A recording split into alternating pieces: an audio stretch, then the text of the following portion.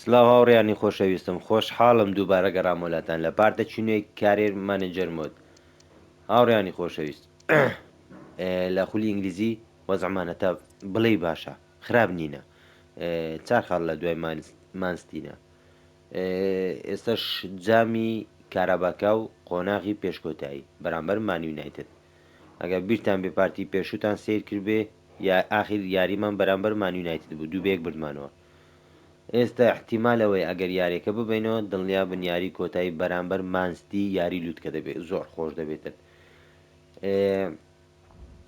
چیماوە یەکەوسە دەچین یاریەکە دەکەین بەڵام هاوڕیان پێشەوەی دەست پێکەن ئەگەر تازم بۆ کەناڵەکە لایک و سبسکرایب لە بیر مەکەن بۆی بتوانین بەردەوام بین بە شێوەیەکی باشتر و بە بەردەوامی یاڵە با دەست پێکەین وەڵڵاهی مان یونایتد بەس هەردووک دیفاعمان تۆزەک کێشەیە دەبێت دایانشێنین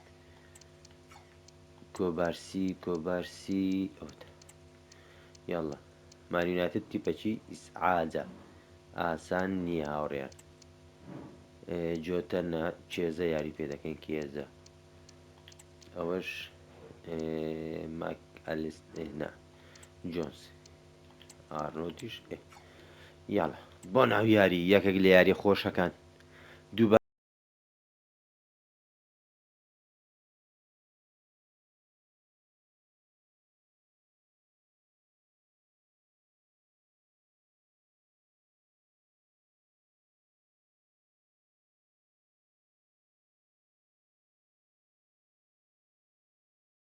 ناو یاریگای خۆشیتی ئەگەر غەڵەت نەبوون ناو مان یونایتدە ناوەڵڵا ئەنفیڵدا هاوڕێیان شەنسمانەیە یاریەکە ناو یاریگای خۆمانە یاڵە بۆ یاری یاڵە جەمە ئای دەست خۆش جەمال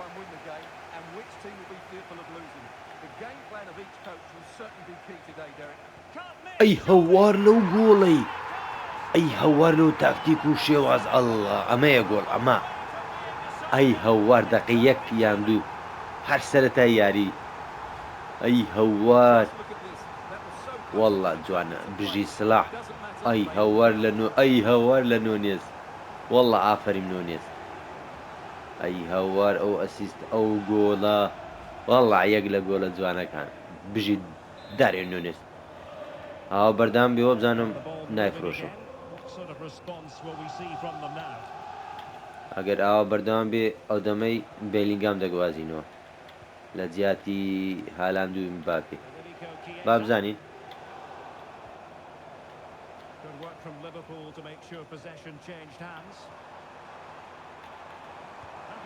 ئەی هەوار وەڵا جەمە ئەی هەوار وتم تایسلیمی کرد تۆپەکەی نادەن مانیونایتد ناوی مەجالیان بێ یاریەکەی ترشمان لێ بردەوە بۆی ئەوان زۆر بە شێوەیەکی جیاوازتراتونە ناو یاریگە دەیانێت تۆڵەی خولیش بکەنەوە چکە لە خولی ئینگلیزی بە پێشیان کەوتین نا وەڵڵا پێشم چۆل کرد بوو باش بوو شوتەکە بۆ گۆڵ نەبوو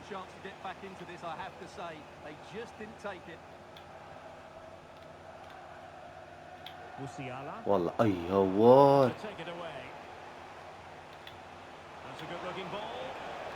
وەڵڵا کۆناتی دەستخۆش بیگرە ئای دەستخۆش یاڵە جەمال خۆتی جەمال یەوار لە جەمال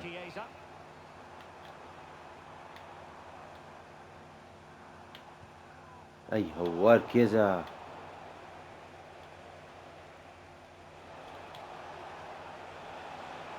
نانە ناوێری میچی لێکەم چکە ئەو ئەی هەوار ئەوە چی کرد وەڵا خەریک بوو گۆڵی بەرامبەر بکە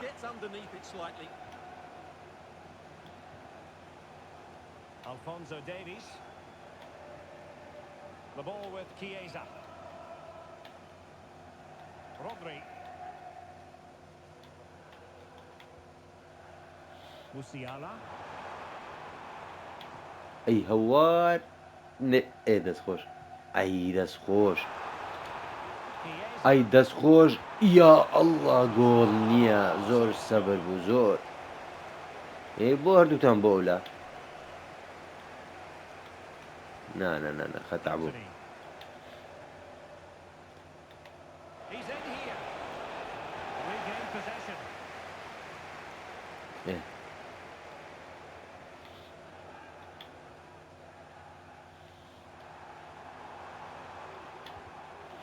نا هوار ئەو غەڵەتە زۆر دەکەم Zirkzee. ئەو چیەوە پاساتی والله ئافرین والله ئافرین United trailing. داڤید ڕایە دووبارە ئێمە ڕزگار کرد ئەوە چی ئەپدێتی لە هات بوو ئاگاشم نییە Can he deliver it with accuracy? Struggling to get it away.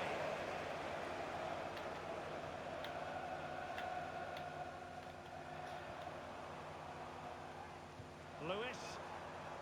دەی بەس بگە و تۆ بە براکەم یاڵڵە سلاح Bruno Fernandes has it. ئەو پاساتی زۆر دەدەنیانی زوو نەچمە سەریان بە ئای ئەووار ئەی هەوار زێکسیچی کرد والله داڤید ڕایە بۆتە ئۆلیڤەرکان و مالی نیوێر ئەو مالی نوێر ئەو هەفتەیە لە جامی ئەڵمانیا بەڕاستی کارە ساتی خۆڵقان Just in there. هەرچەندە ئەو شێوازی ئەو بەکارێنە لێدانەکە لە هەموو خولەک بەڕاستی نابتە کارتی سوور And the timing بەس was حەکەم perfect. زۆر دژی بایر بوو بەرامبەر بالی بەرکۆزن بە دە یاریزانەوە لە دەقەی چاردەوە زۆر لە بالی بەرکۆزم باشتر بوون بەڵام گۆڵ نهات Who's دواتر gonna یەک بەی get the زۆران end in it? And still dangerous. یاریش تۆپانەوە برنەوەیە گرنگەوەیە Oh, ئەو body چەندەقەی away سیر from دەکەی shooting. یاریەکی خۆش ببینی Providing زەختەکی یەکجار زۆرمان لەسەرە مان یونایتد بوویتە ئاگر نۆنێز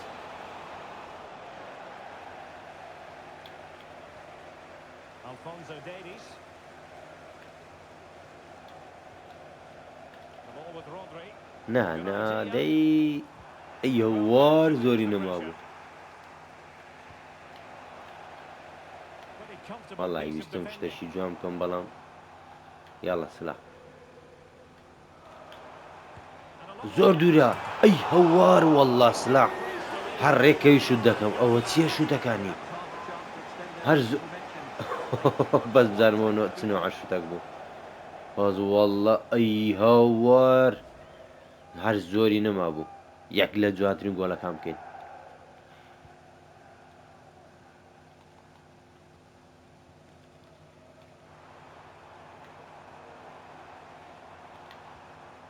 Rodri.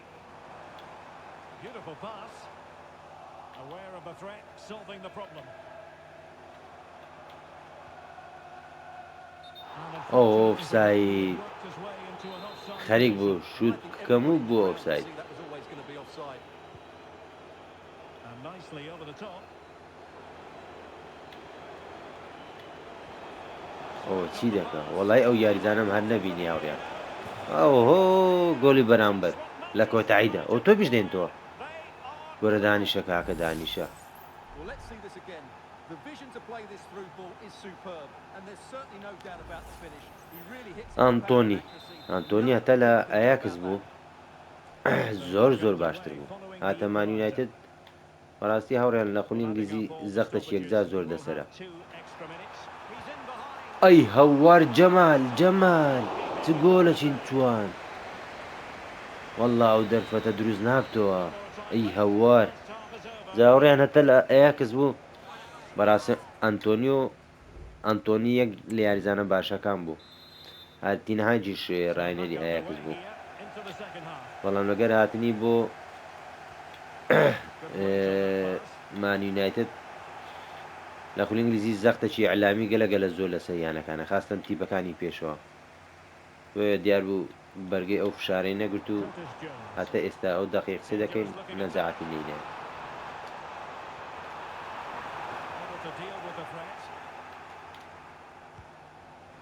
ئەی هەوار لە سلاح وەڵڵا سلاح ڕاست و چەپ ڕادەوەشێنی هەمووشی یەک لە یەکتری دواترە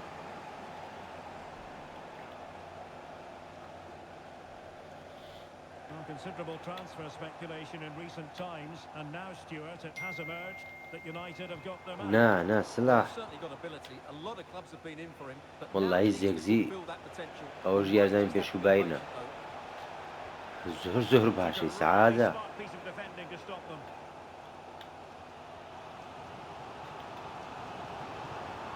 Oh, danger here.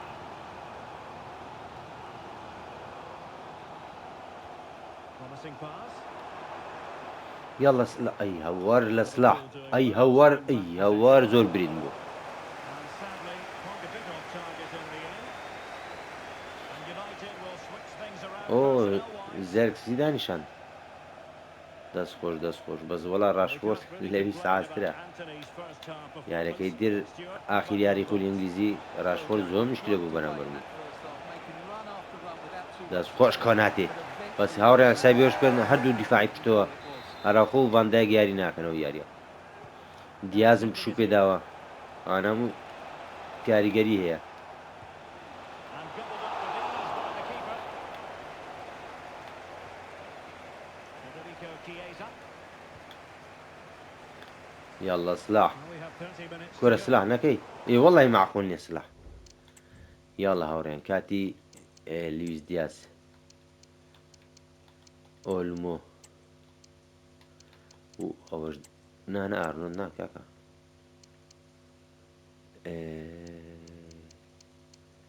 لايكا سيلينيو يار بيدك كيشاني Time for a change then. او تسبو And Liverpool have the ball again. جول الله اوف سايد او فاردالي اوف سايد. Just a quick reminder, action from the third round of the FA Cup coming up live on EA TV.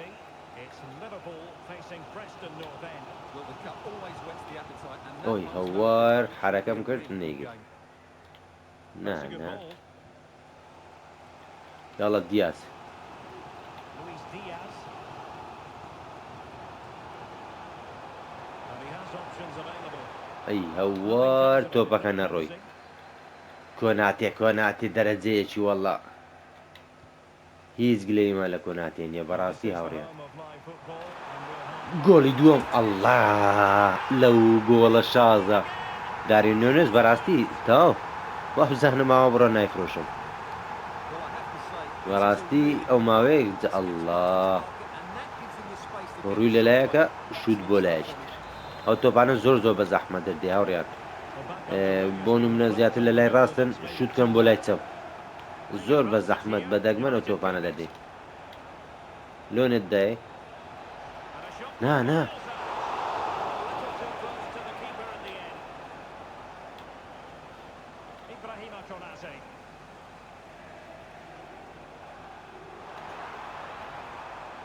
Decent position for Liverpool to be in.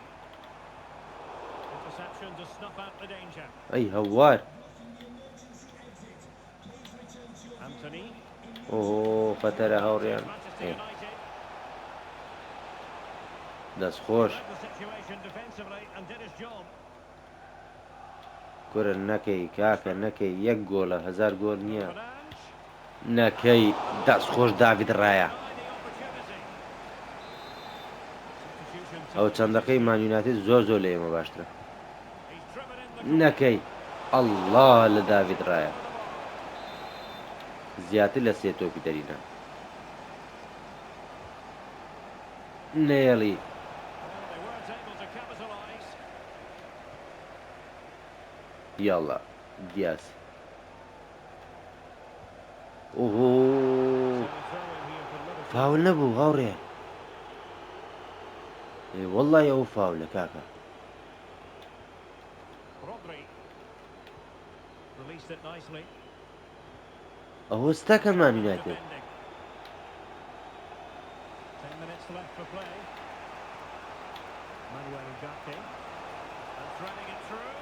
وەڵڵا هاوڕێیان خەتەرە ئەی هەوار Pushed away to safety. It might نەکەی be. It's tunneled. نەکەی ئەی هەوار شانسێکمانە بوو هاوڕێ Worked a lot harder to stay onside. وەڵڵی شەسمانە This بوو situation at all. ئەو سایدە وەڵڵاهی ئەوە بەش شانس بوو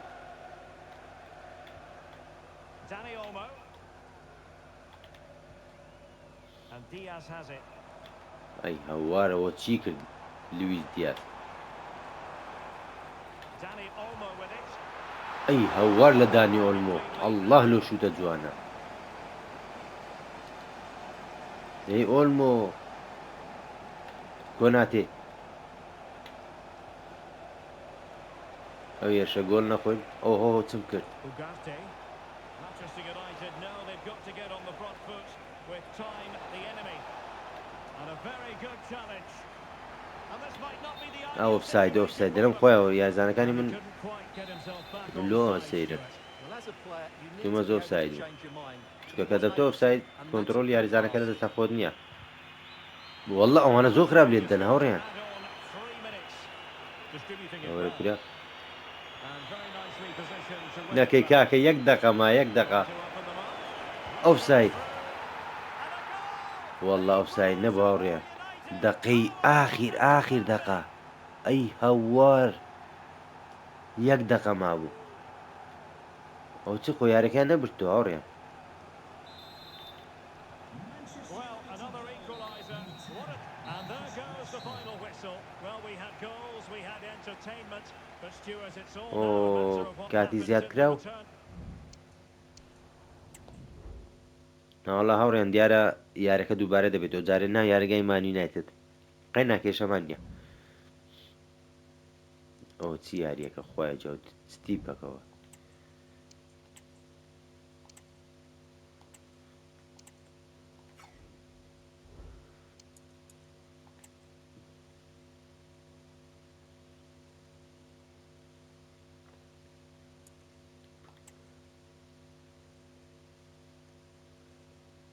ئۆ کاسی ئیمارەت لەگەڵ ئەو تیپە ئەستەمڤێلە دایرۆ نوێنێزی دەوێت بە چەندی وەرە با بە کوشتیوا هەیە بۆ ئەوەندەی بیفرۆشم بەس هاوڕێم زانین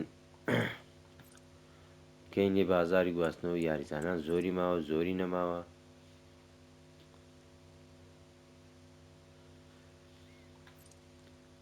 شتێکی وای نەماوە باشە بەس هاوڕێم وەڵای ئەو یاری هەمە ڕەدەدەم چکە یاریەکە وانە تەشکیلە دادەنین وڵای ڤاندایک حەقنی یاری بکەیت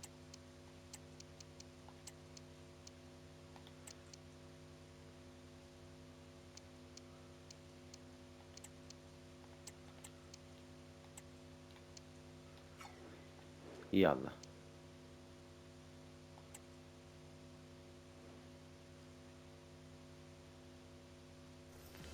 Kick-off is nearing, and there is increasing excitement in...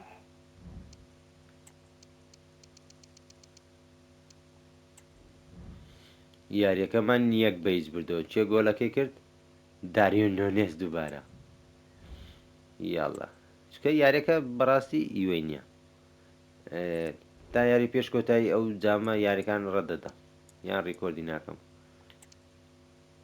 یاری ئەم جارە بەرامبەر کوێیە نۆتینگام فۆرست یانە دێرینەکەی خولی ئینگلیزی ئارنۆ دێکسپایر دەبێ وڵا دەبێ قسەی لەگە بکەین هاوڕێیان بە ئۆفەرێکی بدەینێ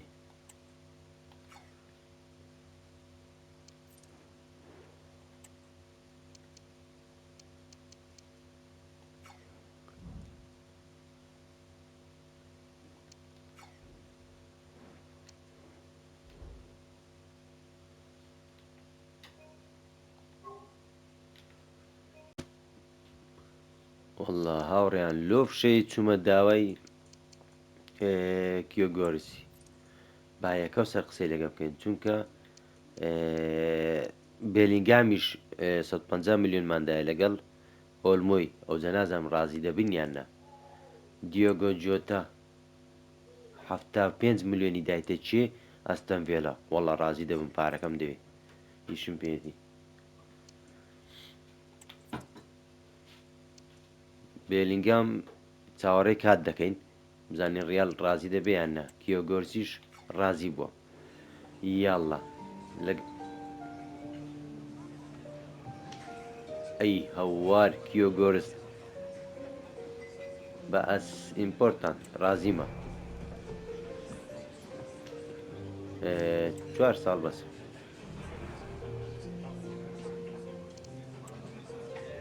پارەکەی دیاری کرد کەواتە یەکە سەر کیۆ گۆرس بۆ یاریزانی ما هێرش بەرە نوێیەکەی نا هێرش بەرە تازە ناسراوەکەی سپۆرتینگ لیژ بۆنە زیاتر بەرامبەرمان سیتی لە خولیانە پاڵەوانەکان ئەوروپا بەدیارکرد هاوڕێکیش لە سەتای دەستپێکردنی کارێرمۆ داوای کرد بوو بیگوازمەوە ئەوەش لە بەخاتری ئەو یاڵا کیۆ گۆرس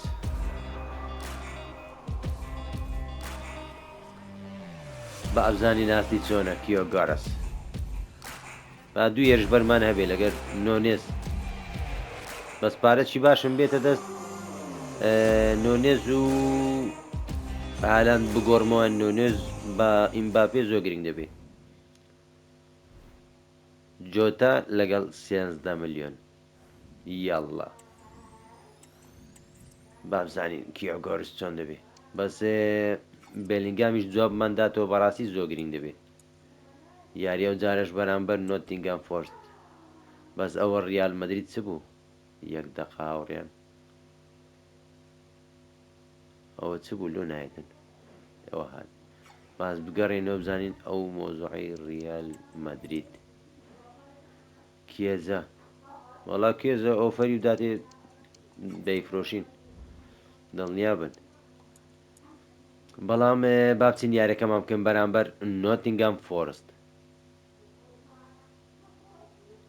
یاڵە ئەوە چیەوە بۆ تاخیر دەوێت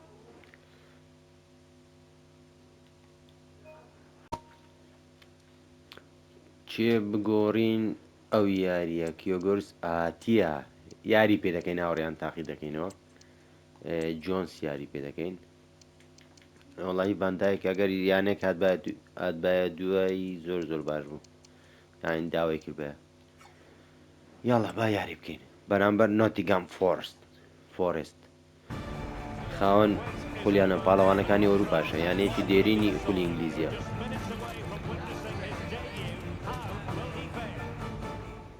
A wet night in store for all concerned. Good evening and welcome. I'm your match commentator Derek Ray and my partner ready to bring you all the analysis and technical talk. هزارین یارێکی خۆش بێ بارانیشە To جەوەکە bringing you action from the Premier League coming right up. It is Nottingham Forest taking on Liverpool.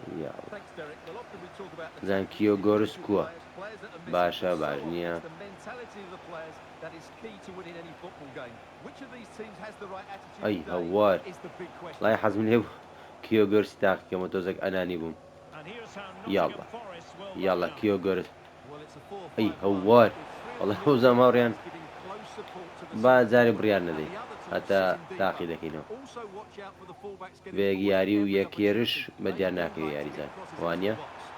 با زۆر قەرار نەدەین با دوای بڵێن رادیۆ بوو خۆش نییە And introducing the visitors lineup today. Well, in this ئەو 4-5-1, ئەو یاریزانە چەند بە خێرایی گەڕاوە see how close the wide midfield players get to their main striker. Will they Na, stay na, wide بوورە or play through the inside right and inside left positions? We'll have to wait to نۆتینگام see how it فۆرست develops. چەند یاریەک زۆر باشی هێنە دوای ئەویش تێکیدا ئەو Interception to snuff out the danger. کیۆگۆرس ڕقم دەشی بەستەوە وەڵڵی برا حاقی خۆتە ئەیە دەست خۆش نا سلاح پەلەی کرد سلاح Chris Wood. Well, on you go, says the referee. نانە Advantage. تۆپەکە وەرنەگری باشتر دەبۆ فاوت Oh, good vision. لای هاوڕیان ئەوە گۆڵ خەتای خۆمە The save was a good one. نۆتینگام فۆرست خەری بوو گۆلێکمان لێکەن پاپلۆ تۆری Who's going to get on the end of it? Struggling to get it away. ئەی هەوار ئەی جەمال تۆپەکەی وەردەگری و دایەوە Well, the goalkeeper managed to make the save Yeah. without much difficulty in the end. Rodri. Well, the fans have been wondering how this might go. It is his debut game. Stuart, what should we be looking for from him today? Well, he's been Wallah, brought to the well, club to man. add some much-needed firepower. So hopefully he can open his account today. He needs to get off to a good start. نا وەڵی دامە کیۆگۆریس زەوەکەی لێ تێکداین هەندێک بۆ ئەو یاری دەکەین تاقیکەینەوە Well-timed tackle. And a throw in for Liverpool.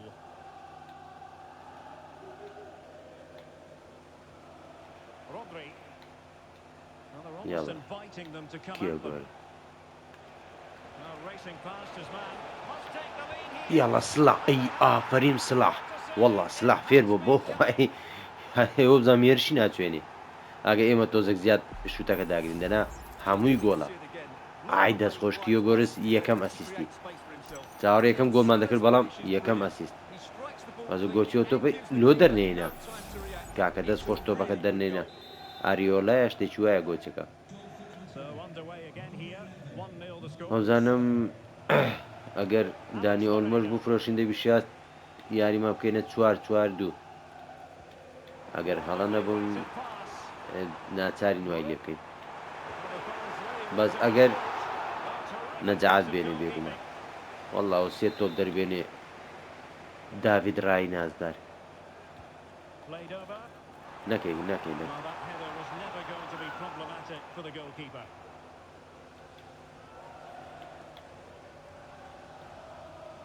Musiala.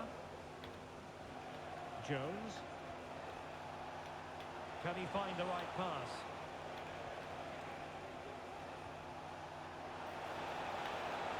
یاڵە کیۆ گۆرس وەڵا شەڵسیە بوو بەڵام Well, body in the way. Can he take it back? کیۆ گۆرس یەک ئەڵڵا چ جوولانەوەیە ئاسیست و گۆڵ یەکەم یاری وەڵڵا ئافەریم کیۆ گۆرس یاریزانە تازەکەمان ئاگر دەکاتەوە Well, let's have another look because this is a goal they have والله thoroughly جوانە deserved. کیۆ They've گۆرس played really well so far. وەڵڵا ئافەریم باش بزوو بڕیارمان نەدا سەرەتا ویستم بڵێم پێدەچێت باش نەبێ بەڵام کیۆ گۆرس ئەی ئافرین ئەی ئافرین کیۆ گۆرس Can they trouble the opposition this time? That's a good looking ball. ئەی هەوار خەتای خۆمان و تۆزێک Challenge. شتی زیادەمان کرد وەڵا لیڤەرپول ماوالێک کردۆ نایە ناسیوە Emmanuel Dennis. Read it superbly to take back possession. Jones. Oh, could be an opportunity here. Salah. سلاح وای ئافرین سلاح بەڕام ئاریۆڵە زۆر جوان گەڕاندیەوە وەڵڵی ئافرین بۆ تۆپە ئەوستەکە Almost at half-time, and nothing really to complain about if you happen to be a والله Liverpool عفريت. fan. Stuart, they've been impressive. نێدی It's been a ئەوسایدە really energetic display from Hey, them that's so good. far. The passing's been sharp, the movement from the front players has been excellent, and the finishing has been clinical. They will certainly be happy going in at half-time. ئەی هەوار Oh, that's a super piece of defending. پاساتەکە جوان نەڕۆی ئەگەینا گۆڵ بوو Van der Sar.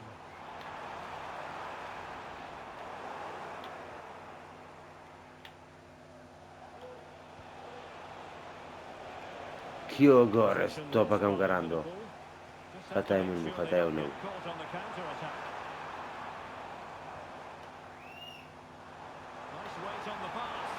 نەکەی ئەی ئافرین داوید ڕایە گۆڵیش خۆی هەر ئافرین وەڵڵایی Van der Sar. بەخوای نازدارە ئەو نەکەی نەکەی نەکەنەکەەوە خەتەکە ئەڵڵا ئافرین داوید ڕایە و لۆ دەکات ئەی هەوار شێت بوونە لە دەست داوید ڕایی تۆپ ناچێتە گۆل ڕۆژ غەفور نییە بری بە تەنیا لە گۆڵێمە ئەوە بە تەنیایە و هەموو شتێک دەکات Over it comes. نەکەی بەس لەکە لە دەپرسێن شارتی یەکەم تاو گێم یەکەم Comes to an end. وەڵا کیۆ گۆرس بەدڵمە هاتە ئەو لەحزەیە زۆر زۆریشم Second بەدڵە half is underway here. چکە جوولە و شتی خۆشە نەرمە And possibilities here. ئۆفساید And the flag دەست goes خۆش ڤان دایک up.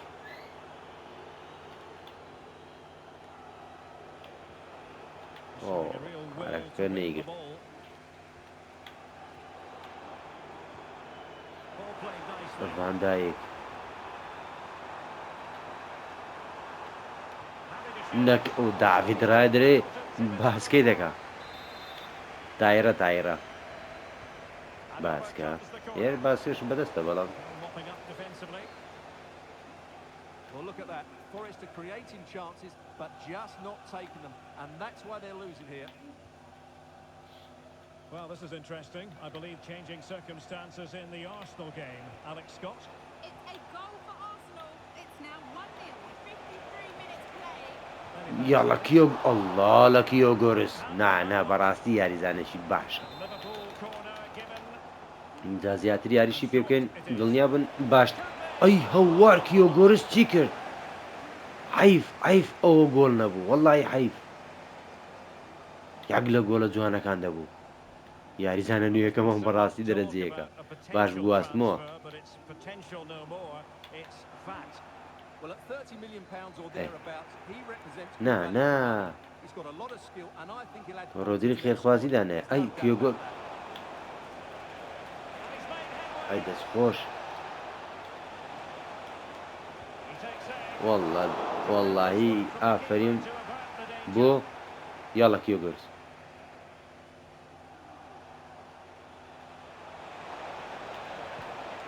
ئەی ئافرین نانا وەڵای جوولە و گەڕانەوە و ڕۆیشتنەوە شتانەی بەدڵمە جوولەی لەوەی خۆشترە لە داری نونیزی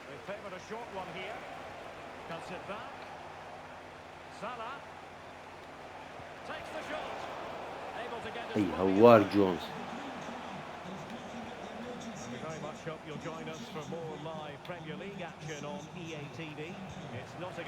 ئەی هەوار لە جەمال موسیالا لە کوێڕە بەڵام گۆڵ نییە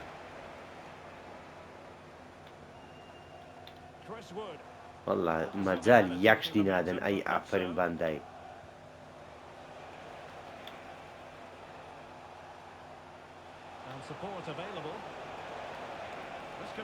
ئەی دەستخۆش کیۆ گۆرس ئەی هەوار وەڵڵی دەبوایە گۆڵێکی تر بکە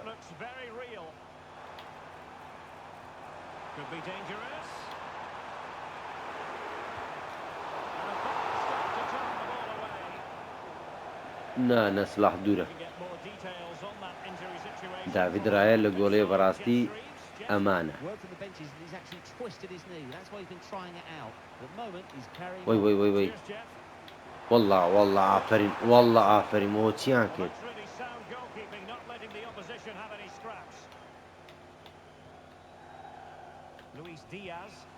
نا پاساتە غەڵەتە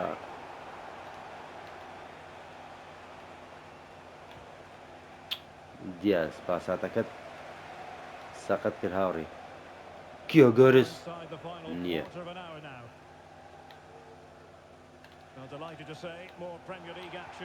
ئەی هەوار بەس دەبۆ فاول باش بوو ئەوە چتەکە کاکە خۆ ئەو فاولیوان تما بڵێم شاری بێ حاکم نییە کاکە تۆ بەکەی بخۆت بەناوی یاریزانانەدا دەڕۆی نا بەرزە یاڵە هاوڕێیان هەندێک تەبدیلات بکەین با یاریزانەکەمان لە خۆبایی نەبێ دانیشێنین یاڵە جەمال موسیالە دانی ئۆلمۆ جۆنس سەوەسڵای کێزە یاریزانێک مابێ کۆناتی چکە باندایەک فرۆشم بەڕاستی کۆناتێ دەکەمە سەرەکی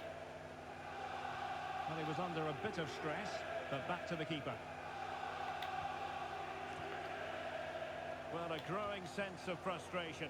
Just can't get near the ball. It might be on for them. ئەی هەوار پاساتە لۆ نەڕۆی ئەوستەکان کاتۆ بە ئەی هەوار نەیگرت Substitution time it is here. ئەی دەستخۆش ئەی هەوار هەر تۆ بەکەی دەدەینەوە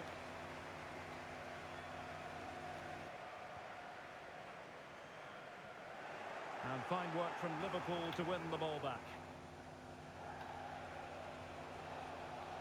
نونس Look as though they might be ئەی onto something for a second or so.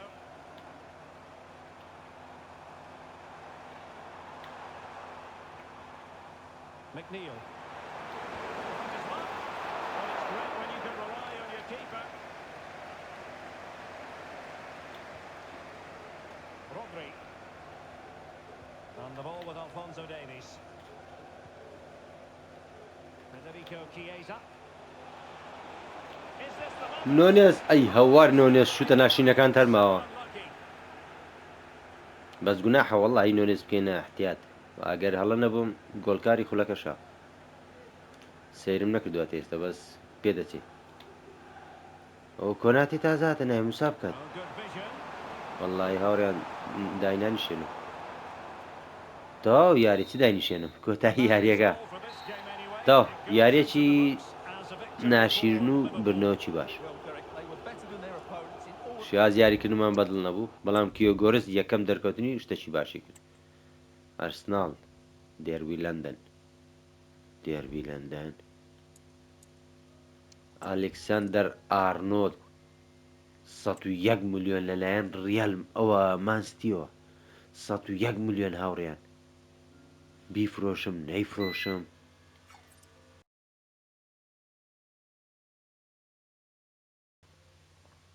بەڕاستی پارەیەکی خەیاڵیە 26 ساڵ نایفرۆشم ئارنۆلد نافرۆشم بۆندەکەشی هەوڵ دەدەم نوێکەمەوە ڕیال مەدرید داوای چێ دەکە لە ڕێی خودای یاری ئەم جارە بەرامە برێنفۆرد ئۆلمۆ باشە جێزە باشە بەس نازم بۆندی ئارنۆلدم نوێ کردەوە یاخود نا نازم مەڵی ئەگەر سێرێکی بکەم خراپ نابێت ئەوکە لەکوێ بوو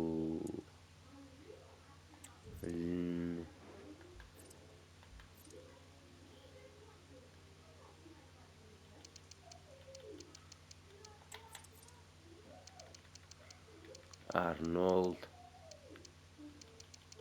بەس سێرێکی بکەین بە خێرایی هاوڕێیان نا بۆندەکەمان نیەکردەوە زۆر زۆر باشە یاری ئەو جارە بەرامبەر برێنفۆرد دوو ڕۆژی تر یاڵڵا وەڵی ڤاندایک حەزم لێ بیفرۆشم هاوڕێ ئۆفەر لۆ چی هاتووە وەڵی برا ئەوە بە 35 ملیۆن بە 135 ملیۆنیش نایفرۆش زۆر بەداوی لێبردنەوە یاڵڵا ڕۆژی یاری بەرامبەر برێنفۆرد بەس بێلینگام جوابی نێداینەوە هاوڕێیان بابزانین وەڵا بێلینگام جوابی داینەوە ئاگاشم لێ نییە 200 وەڵا هاوڕێیان زەردم کرد پارەی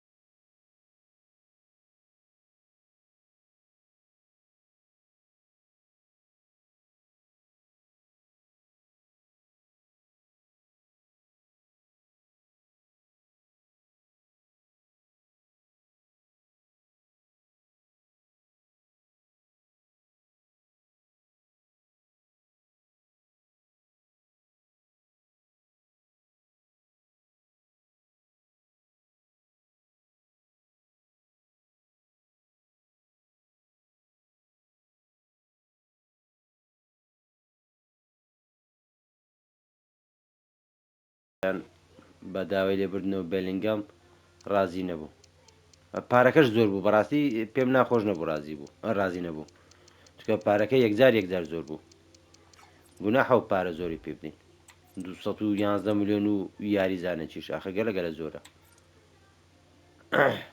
یاری بەرامبەر برێنفۆرد نیکاسل هاتە دۆی نەنا باشە یاریت پێ دەکەین بە ئەساسی ئیشاڵڵا بەس حەزمان لێ یاریزانێک بفرۆشین سەرەتا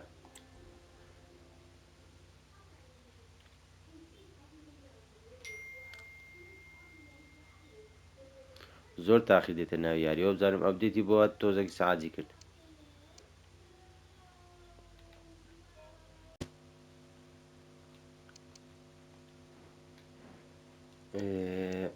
دانی ئۆلبۆنە بەڵام یاریزانەکانی پشتەوە هەردووچی دادەنیشێنین بەرامبەر برێنفۆرد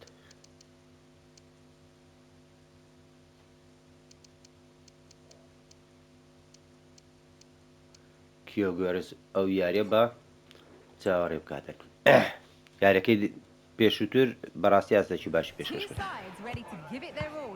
چکە لە عەقبەکەشی ئەوەوێت بەسەرێکی نا بەڵام یاریزانێکی گرنگی تیپەکە بێت وانە ئەگە بینی بێتە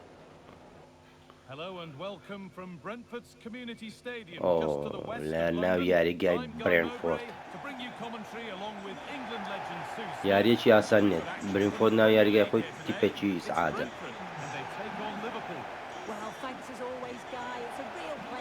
یاڵڵا با بزانین ئەو یاریە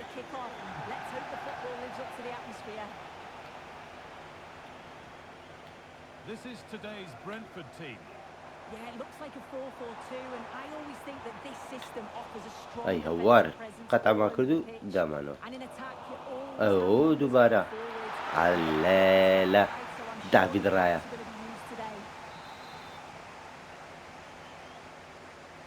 ئاڵیان ڕایە لە ئەگە غەڵەت نەبووم لە برینفۆرد بوو پێشەوەی بێت ئارسنەڵ ئەی بوت خۆماری وەڵڵا باشە ئەوە چی کردەوە ئەی هەوار لە لویس ناڵای ئەجاری غەڵەت ماکرا هەوریان وەڵایی خەتای خۆمە بوو ئەی هەوار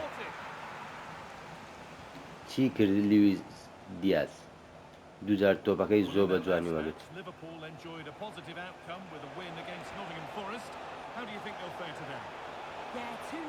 ئەی دەستخۆش ئەی هەوار لەو گۆڵە جوانت چێ یا هەوار چێکەورە داریۆن نونێز تیپ گۆڵکاری تیپەکەمان یا هەوار ئەو شێت بوو لە دەوم دەرچوو یاڵڵە داریۆن نونێز ئافیا دیفاع ئەو بۆ وای لێیان وای زانی شوت دەکەم ئەوڕێیان ئەی هەوار لەو گۆڵە جوانە وەڵڵا ئافرین یارێک یەدەکماندانە دیارە دەیەوێ بیسەلمێنەکە لە کیۆگۆرس باشترە ئەی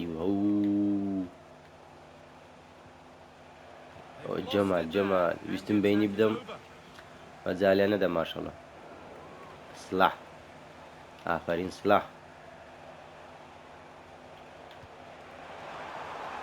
وەڵڵا ئەی هەوار نەگەیشتمێ پاساتەکە جوان بوو بەڵام تۆزێک دوور بوو تۆزێک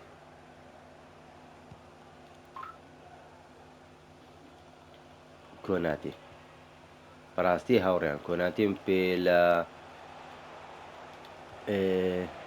ئەو دۆ باشترە ئەراقۆ و ڤاندایک نازانم قوتیشی کەمترە لە چا ئەو قوتە زۆر باشە کە یاری پێ دەکەم بێ ئەگەر یەکە چیشان فرۆشم بەڕاستی کۆناتی دەبێت ئاساس بەس بەڕاستی برینفۆرد خراپە تەوەقوع نەدەکراوە خراپ بێت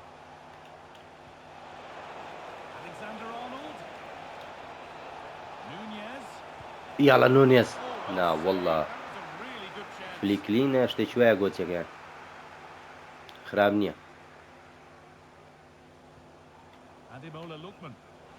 های دەست خۆش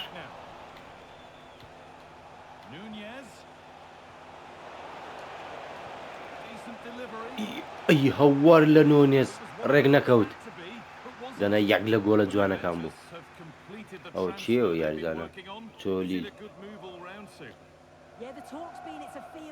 ئەوە چیە وەڵڵا وەمزانی کۆرنەر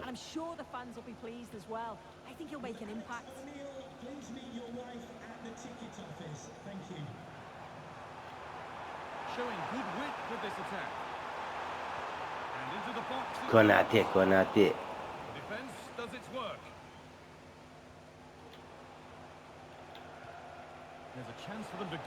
نا جەمال خەتای من بوو جەمال یاڵە کۆناتێت تەنیا تۆمایی کۆناتێت ئەی هەوار لێدانی سزانە بوو باش بوو پرسام لێدانی سزا بوو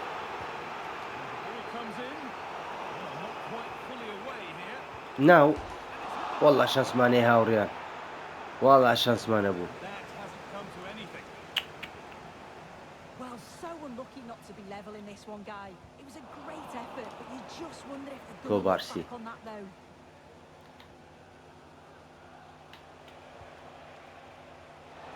دەی نۆنێز Excellent reading of the game to win قاچیشی the ball. گەیاندێ بەڵام بەس باش گرنگەوەی مەحاولێکی تۆپەکە لە ئێمە دوور نەکەتەوە. Dani Olmo. Liverpool trying to get things moving. یاڵە جەمال ئەی هەوار لەو گۆڵە جوانە جەمال لەکوێ جەمال ئای بت خۆماری وڵە جەمال ئەوە چی کرد جەمال دەست خۆش جەمال Well, we're not going to get tired of seeing this, are we? FC 25 بەڕاستی شوتەکان ئەگەر لە شوێنی گونجاو شوتکەی زۆربەی گۆڵە ئەی هەوار لەو گۆڵە جوانە. And this is probably a contender for goal of the month. یاڵە ئێستا کاتیەوەی بچینە یەکەم کاتیەوە هاتووە یەکەم ببینین Working hard to win it back. یەکە ماستی دۆڕا بێ زۆر گرینگە زۆر Musiala. That's a lovely ball. Ay, There's something building there. دەیلۆ ئەی هەوار لە لۆنێز One with that. تۆقۆم نەدەکە ڕایگری بەس کە تۆپەکەی ڕاگرت تۆزێک شلەژە And the pass is incomplete. ئەم Nicely شاتیە won.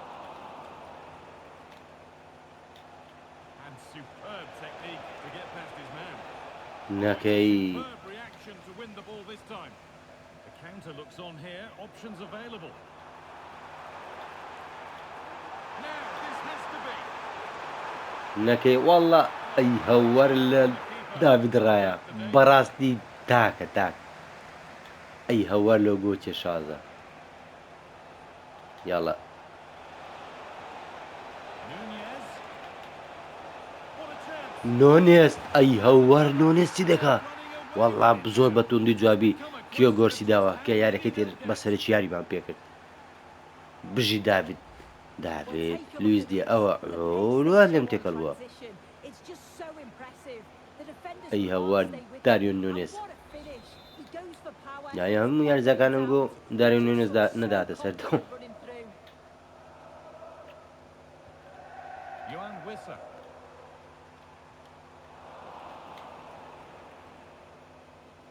ئەی هەوار سلاح Liverpool showing good wit. بژی سلااو سای نەبێ Can he نۆنێ زاتری finish? وەڵڵا کاکە خەتای من زۆرم داگرت Trouble the keeper. Goal kick to come. گوناح بۆ پەلەم کرد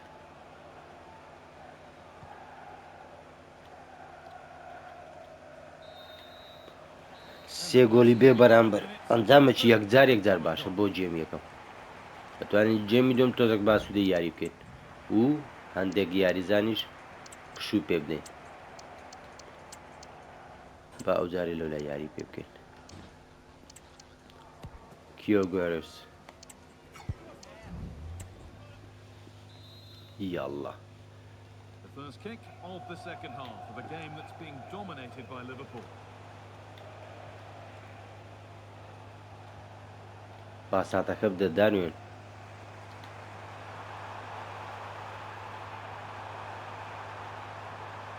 Oh, worth a shot. ئەوەستەکەی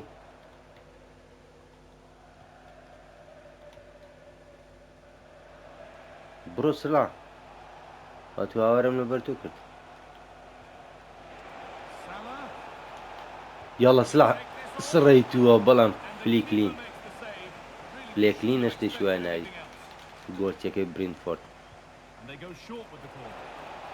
Salah. ئەوە چم کرد And the defender left behind.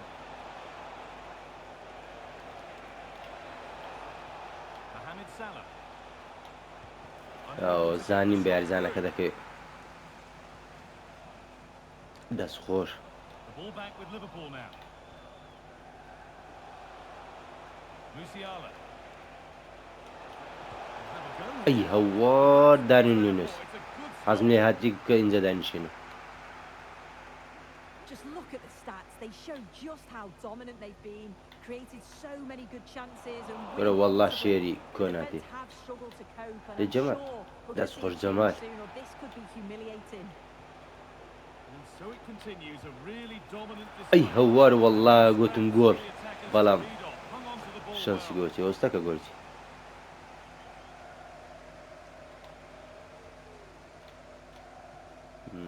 Burma.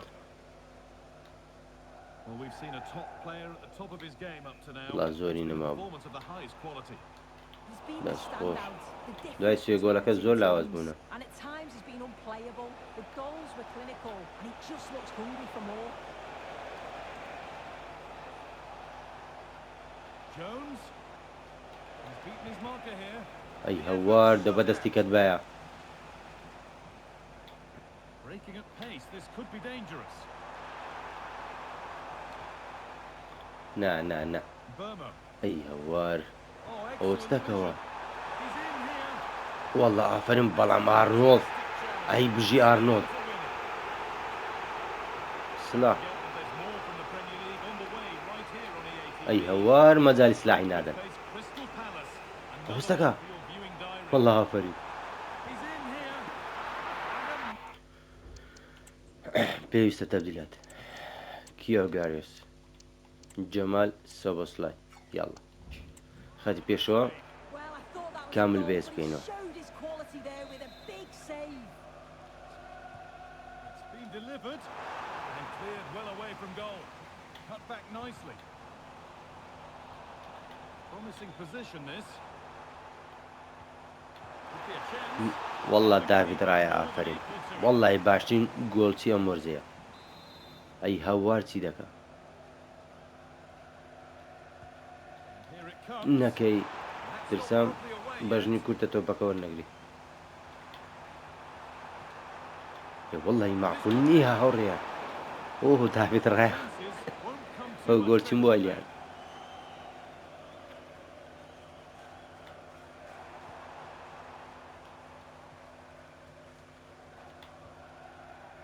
Mohamed Salah. Curtis Jones. Need to get tighter here. سلاح پاسادەکە بدە سلاح The counter looks on here. Options available. وڵای سلاح زۆر تایبەت هاوڕێن هەموو یاریەکیش ئەوی کۆناتی وەڵا That's a کۆناتی good ئافری look to be building, but that's it for now.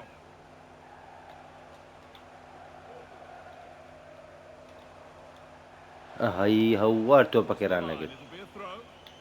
شتم بە حارەکە ڕایگرم بەڵام هەر تۆپەکەم لە دەزڕۆی Wissa. نەگرام نەگرت تۆپەکەشم لە The دەزڕۆی tackle and the result is a throw. ئەو چ بسلاح Well, وەربگرت full بە time is looming. What do we make of this Liverpool Wait, scoreline? لێرە Feels تۆپەکە like a وەگرین. fair reflection. Yeah, they're clearly the better side. They've obviously been fantastic up والله top. کۆناتێ Some of the بەڕاستی goals they've کۆناتێ scored have been top کۆناتێ class. You've got to Okay, praise the Salah. work ethic as well. Really good performance all نا round. لۆ چی سلاح لۆ تیپی بەرامبەری ئاویشت Victor Gyökeres. ئەو خۆنۆنێز نمایە هاوڕێن Beautifully weighted ball. ئەی هەوار کیۆ گۆرز لەو پاساتە جوانە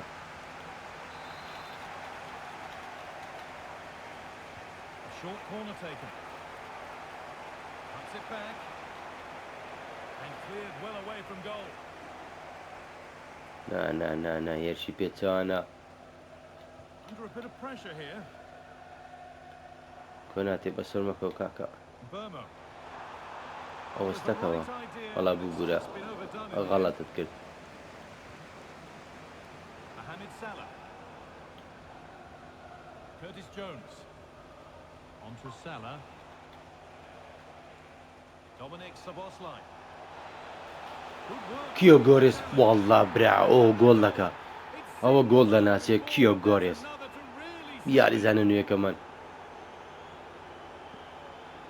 شوتی زۆر جوانە Well, if we take a لۆ look شوت at لێدانەکە بەڕاستی لە نۆنێس پێم جوانترە the defender just can't live with it. شوتی یەکجار جوانە He goes for it. ئافرین He's never چوار allowed گۆڵی بێ بەرامبەر ئای لە ئەنجامە خۆشە و گەورەیە close. With the points going back the پیرۆزە لە خۆمان Well, that was an emphatic result. بابزانین They looked so confident in مانستی attack. چی کردووە Every time they went هەرچەندە forward, لەو باوەڕدان they بردیتیەوە score. I'm sure they'll be pleased with that.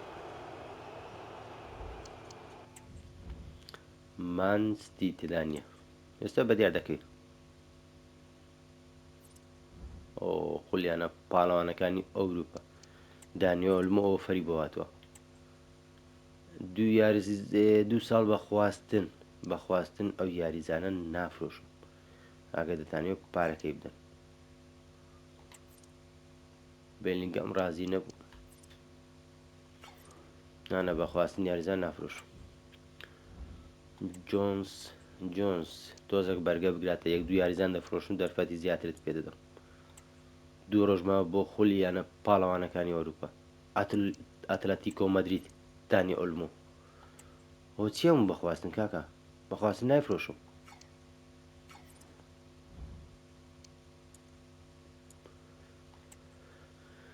یاڵە ڕۆژی یاری